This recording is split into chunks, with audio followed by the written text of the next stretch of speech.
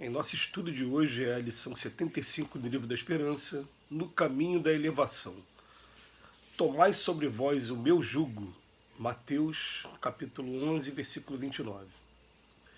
Mas na união dos sexos, a par da lei divina material, comum a todos os seres vivos, há outra lei divina, imutável como todas as leis de Deus, exclusivamente moral, a lei de amor. Capítulo 22, texto 3 do Evangelho segundo o Espiritismo.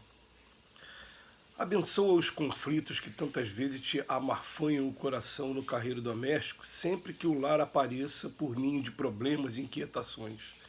É aí, entre as quatro paredes do reduto familiar, que reencontras a instrumentação do sofrimento reparador. Amigos transfigurados em desafios à paciência. Pais incompreensivos a te requisitar entendimento. Filhos convertidos em ásperos inquisidores da alma. Parentes que se revelam por adversários ferrenhos sob o disfarce da consanguinidade. Lutas inesperadas e amargas que dilapidam as melhores forças da existência pelo seu conteúdo de aflição. Aceita as intimações do calvário doméstico na feição com que se mostre como quem acolhe o remédio indispensável à própria cura. Desertar será retardar a equação que a contabilidade da vida exigirá sempre, na matemática das causas e dos efeitos. Nesse sentido, vale recordar que Jesus não afirmou que se alguém desejasse encontrá-lo, necessitaria proclamar-lhe as virtudes, entretecer-lhe lauréis, homenagear-lhe o nome ou consagrar-se às atitudes de adoração, mas sim foi peremptório asseverando que os candidatos à integração com ele precisariam carregar a própria cruz e seguir-lhe os passos, isto é, suportarem com serenidade e amor, entendimento e serviço os deveres de cada dia.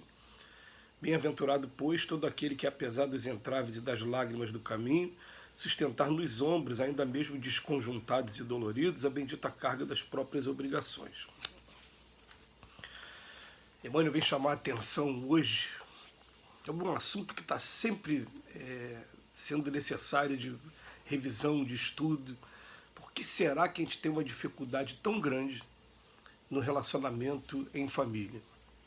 E a gente vai enumerar algumas causas. Em primeiro lugar, e talvez acima de qualquer outra causa, pelo fato de que nós aqui na Terra ainda temos muito egoísmo, vaidade e orgulho. Todos nós. Então a coisa tem que ser do meu jeito, se não for do meu jeito não funciona, só vale se for dessa maneira. E o pior de tudo, a gente quer impor às pessoas que sejam do jeito que a gente quer. Tudo bem, eu querer que as coisas sejam do meu jeito é uma coisa, agora ainda querer impor para o outro. O que aconteceu nesse período de pleito eleitoral aqui no Brasil?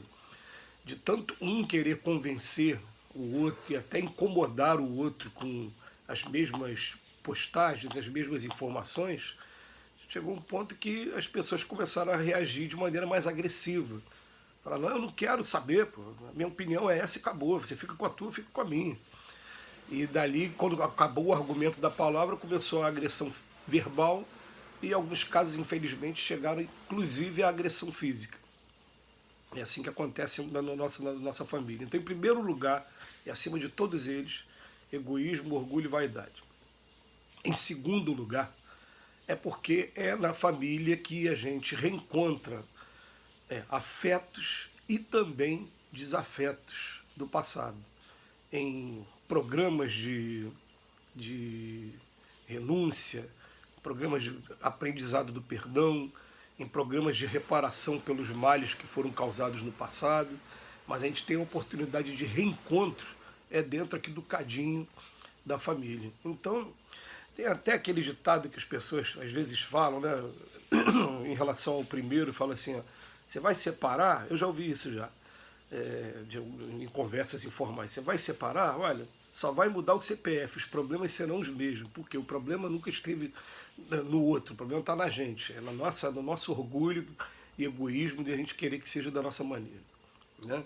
Eu lembro de uma música antiga em que Lupicínio Rodrigues, o grande poeta gaúcho das músicas aí da dor de cotovelo, como chamava na época, ele falava, quem aparece no meu caminho tem os defeitos iguais, quer dizer, ele não reconhecia que o defeito era dele.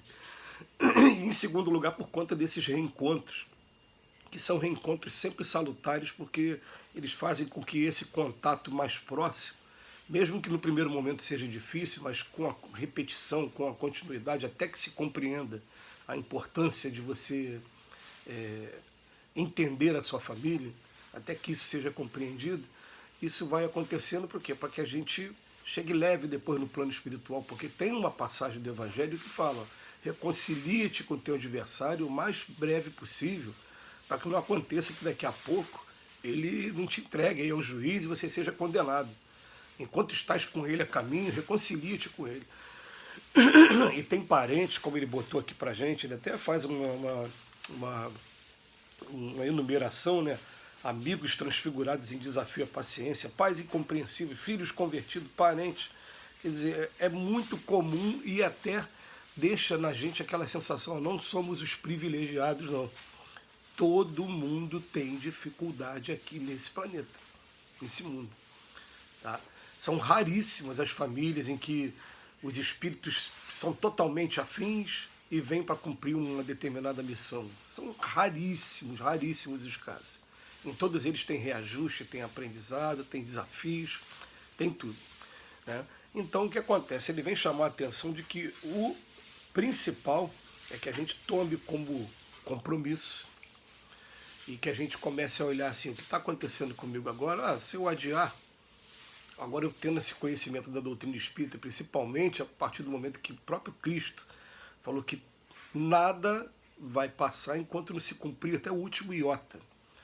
Então, enquanto tiver uma pendência no meio do caminho, essa pendência vai me impedir de ir às moradas mais bem-aventuradas, né? Como ele fala lá das várias moradas da casa do Pai, e quando fala das bem-aventuranças.